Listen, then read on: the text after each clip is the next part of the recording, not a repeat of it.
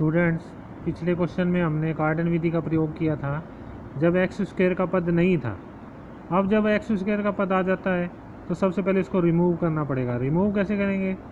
जैसे example number 3 में देखें आप, दी गई समीकरण क्या है? 9x की 3 + 6x की घात 2 - 1 = 0। क्योंकि इसमें देखते ही पता लग रहा है कि एक्स स्क्वायर का पद है, तो पुट x = 1/z। जब हम x का वैल्यू 1/z रखेंगे तो दी गई समीकरण z की घात 3 - 6z - 9 = 0 के रूप में परिवर्तित हो जाएगी। अब समीकरण 1 में क्योंकि एक्स स्क्वायर का जेड स्क्वायर में पद नहीं है तो पिछला मेथड ही अप्लाई करेंगे। पिछले मेथड में हमने क्या किया था, उसमें समीकरण x थी तो उसको u की घात 1/3 + v की घात 1/3 मानना था। क्योंकि इसमें z है तो z को मान लेंगे, तो z की घात z = u की 1/3 + v की 1/3 मानना। अब क्या करेंगे, सेम मेथड पीछे हिरनमो कार्डन का जो पहले मेथड लगाया था वही लगाना है। दोनों ओर घन कर देंगे, दोनों ओर घन करेंगे तो z की q = u + v + 3 u की घात 1/3 v की घात 1/3 ब्रैकेट में u की 1/3 + v की 1/3 आएगा। यह दोनों ओर घन करने पर और a + b का होल क्यूब फार्मूला लगाने पर आएगा।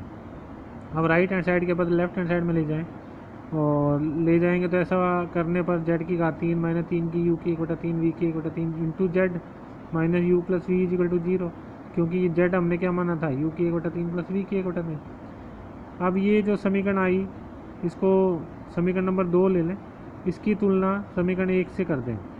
ऐसा करने पर u की 1/3 v की 1/3 की वैल्यू 2 आएगी और अर्थात u = 8 और u + v = 9 प्राप्त होगा।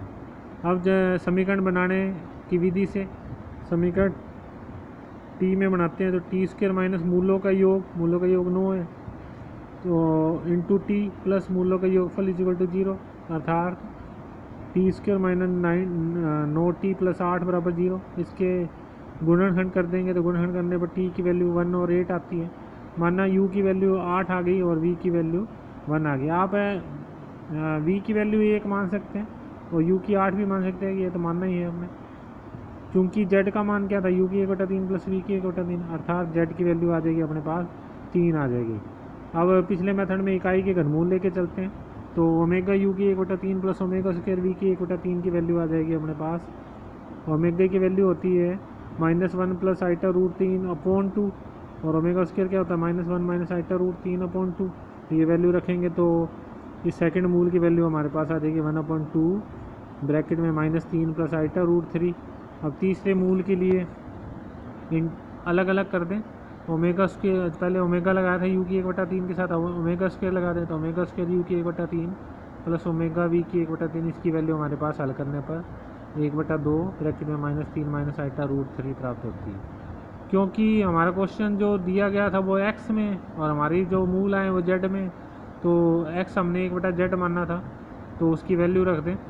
क्योंकि z की वैल्यू क्या आई थी, z के मूल आए 3 और 1/2 - 3 + i√3 ये वैल्यू आई है। तो x की वैल्यू 1/z में रख के निकाल लेते हैं तो ये आएगी 1/3। सेकेंड मूल आएगा 2 - 3 + i√3 और तीसरा मूल आएगा 2 - 3 - i√3। इसका रैशनलाइजेशन करके अर्थात परमेकरण करके ये मूल बन जाएंगे हमारे पास 1/3 - 1/6 ब्रैकेट में 3 + i√3 और -1/6 3 - i√3, ये 3 मूल प्राप्त होते हैं।